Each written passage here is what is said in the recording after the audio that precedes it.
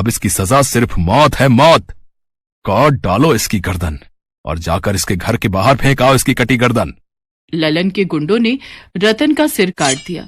उधर संध्या अपने पिता का इंतजार करते करते अनजाने भय से भर गई।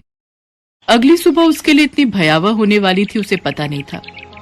वो घर से बाहर निकली तो एक पॉलिथीन में उसके पिता का कटा हुआ सिर दरवाजे पर टंगा हुआ था। बाबा, बाबा, ये क्या हो गया? बाबा, ये क्या हो गया? पूरे गांव को पता था कि ये किसने किया है, लेकिन ललन सिंह के खौफ के कारण सभी चुप रहे।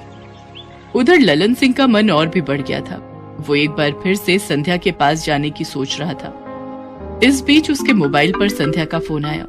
मुझसे गलती हो गई मुखिया जी, लेकिन अब मुझे अपनी गलती का एहसास, जो चाहते हैं, जैसा चाहते हैं, मैं करने के लिए तैयार हूँ, क्योंकि मुझे जीना है मुखिया जी। मुझे अपने पिता की तरह मरना नहीं है। आपका जब मन हो मेरे घर आ जाइए। संध्या की बात सुनकर ललन सिंह की आंखों में चमक आ गई और वो उसी समय उसके घर के लिए निकल गया। कुछ देर बाद वो उसके पास था। संध्या, तेरी अकल खुली, लेकिन देर से। अगर पहले ही तू मेरी बात मान लेती तो तेरा बाप आज जिंदा होता। चल कोई नहीं, अब आजा मेरे पास। ये कहकर उसने संध्या का हाथ अपनी ओर खींचा, लेकिन उसे पता नहीं था कि संध्या उसके साथ उसकी इस हरकत के लिए क्या करने वाली है। संध्या के हाथ में उस समय कुल्हाड़ी थी।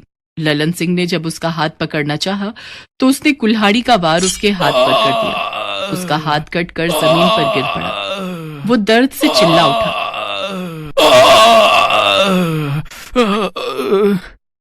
बहुत दबंगई दिखाते हो ललन सिंह तुम, बहुत। आज तेरी सारी दबंगई देख मैं कैसे निकालती हूँ। ये कहकर उसने एक बार फिर से कुल्हाड़ी का हमला उस पर किया। ललन सिंह जान बचाकर वहां से सड़क पर भागा। आगे आगे ललन सिंह, पीछे पीछे संध्या। पूरा गांव ये नजारा देख रहा था। ललन सिंह के गुंडे भी वहां जमा हो गए थे, लेकिन संध्या का रौद्र रूप देखकर किसी की उसके सामने आने की हिम्मत नहीं हो रही थी। भाग ललन सिंह, भाग, जितना भागना है और जहां तक भागना है भाग, लेकिन आज तू अपनी मौत से पीछा नहीं छुड़ा पाएगा। मार दूंगी मैं तुझे, मार दूंगी।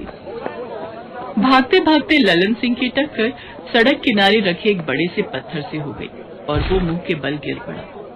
संध्या तेजी से भागती हुई उसके पास पहुंची और उसकी गर्दन पर कुल्हाड़ी को रख दिया। अरे माफ कर दे, मुझे माफ कर दे, मुझसे गलती हो गई, माफ कर दे। गलती? तूने गलती नहीं, पाप किया है, और पाप का अंजाम पता है क्या होता है? ये कहकर उसने कुल्हाड़ी का वार उसकी गर्दन पर कर दिया। उसका सिर कटकर जमीन पर गिर पड़ा। जिसने भी ये विभत्स दृश्य देखा, सभी के रोंगटे खड़े हो गए। लेकिन इस घटना के बाद पूरे गांव वालों के चेहरे पर एक शांति भी थी।